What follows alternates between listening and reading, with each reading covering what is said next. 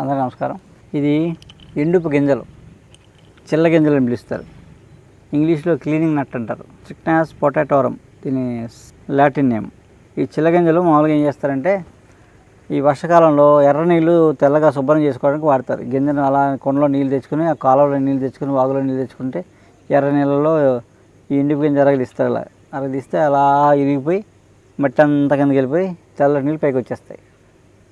అందులో ఉన్న మనకు అక్కర్లేనివన్నీ వెళ్ళిపోతాయి అన్నమాట. దాంట్లో ఉండాల్సిన మినరల్స్ అనేవి ఉంచుతాయి. అది గొప్పతనం. ఈ విశేషం ఏంటంటే మన ఆరో ఫిల్టర్లో ఏం చేస్తుంది, ఉన్నవన్నీ పీకేస్తుంది, లేని కలిపేస్తుంది.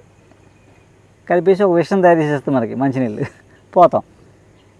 ఇదేంటంటే మనకు ఆ వాటర్లో ఏం ఉంటే ఏం మనకు ఉండాలి, ఏం ఉండకూడదు అది తెలుసు. అంత టెక్నిక్ అది. ఆ అక్కర్లేనివన్నీ తీసేసి కావాల్సిన ఉంచి ఆ మంచినీళ్ళు ఇస్తామన్నమాట. అలా మనం ఈ ఎండిపో దాంతో మనం వాటర్ శుభ్రం చేసుకున్న నాళ్ళు మనకి ఏ జబ్బులు లేవు, ఏ మోషన్స్ డయేరియాలు ఏమీ లేవు, ఏ ఇన్ఫెక్షన్ లేవు. అలాంటిది మనం ఈ ఫిల్టర్ వచ్చాక మొత్తం అంతా నిర్వీర్యం అయిపోయింది. ఇమ్యూనిటీ పోయింది, అన్నీ పోయాయి. అసలు నీళ్ళే మనకి శక్తి, నీళ్ళే ఇమ్యూనిటీకి ఫస్ట్ మొట్టమొదటి ఆహారం ఏంటంటే నీరే. మంచినీరు, అమృతం నీరు. అప్పుడు మనంతా ఇంకా ఆ నీళ్ళు దొరకవు. ఎక్కడ దొరుకుతాయంటే హిమాలయాలో ఆల్కలీన్ వాటర్ అంటారు. లీటర్ 5,000 10,000 ఎవడో ఒక బిగ్ షాట్లు తాగుతారు. అది కూడా ఎక్కువ తాగితే ప్రమాదం. మనం ఏ ప్రాంతంలో ఉంటున్నామో ఆ ప్రాంతంలో నీళ్ళు మనం బంద్ చేస్తాయి. మనం ఎక్కడుండి ఎక్కడో హిమాలయాలని తాగామనుకోండి, అప్పుడు సరదా తాగడానికి ఎక్కువ తాగమంటే పోతాం. ఆల్కలీన్ అనేది ఏమి ఉండదు. వర్షం నీళ్ళగా మించిన వాటర్ ఏమి ఉండదు. లేదా నూతులతో మనం పాత నూతుల్లో నీళ్ళు కానీ మంచి సరే. అది అసలు నీళ్ళు శుద్ధి అని పడతారు. ఇంతకీ విషయం ఏంటంటే మీకు రెండో పాయింట్ ఏంటంటే ఇది నరాల బలహీనత, లైంగిక శక్తి అంటాం. నరాల బలహీనత దానికి ఇవి కూడా వాడతారు గిరిజనులు. అంటే అలా అయితే ఒట్టి గింజలు అలా వేయించి పొడి చేసుకుని నీళ్ళు వేయించి పొడి చేసి పాలతో వేసుకుంటారు, లేకపోతే వాటర్ వేసేసుకుంటారు. మనం ఇంకా కొంచెం స్ట్రాంగ్గా చేసుకోవచ్చు. ఇదే ఫార్ములాని ఇంకా మనం బాగా పనిచేసేలా చేసుకోవచ్చు. ఎండుపు గింజలు 50 గ్రాములు, పిస్తా 100 గ్రాములు, బాదం పప్పు 100 గ్రాములు, ఈ 3 దోరగా వేయించి మెత్తగా పొడి చేసుకొని దానికి ఒక 1/4 కిలో తాటి బెల్లం పొడి వస్తుంది. ఇప్పుడు ఆ పొడి కలుపుకోండి. మామూలుగా ముద్ద అయితే ముద్ద అయిపోద్ది. అయితే తాటి కలకండ ఉంటుంది. పటిక బెల్లం అంటుంది. అది పొడిగా ఉంటుంది. సో పొడి చేసుకొని ఈ 100 గ్రాములు బాదం, 100 గ్రాములు పిస్తా, 50 గ్రాములు ఎండుపు గింజలు, ఈ 1/4 కేజీ అయినాయి కదా, ఈ 1/4 కేజీకి ఇంకో 1/4 కేజీ తాటి బెల్లం పొడి కలిపేసి డబ్బాలో ఉంచుకొని సీసాలో రోజు నైట్ పాలతో వచ్చే ఒక అర చెంచా పొడి అరకప్పు పాలలో వేసుకుని తాగేయడమే డైలీ నైట్. ఇదేంటంటే వేసిన వెంటనే వేగరాలు ఏమి పనిచేయదు, కానీ అది బుస్సుమని పోద్ది.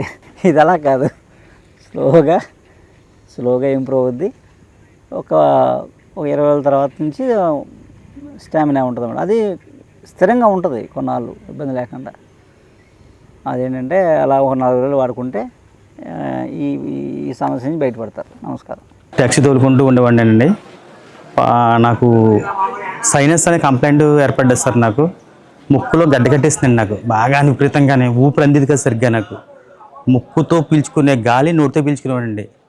పాలకొల్లు ఏంటి హాస్పిటల్కి వెళ్ళానండి. డాక్టర్ గారు నన్ను స్కాన్ చేశారండి. లోపల స్కాన్ పెట్టి చూశారు.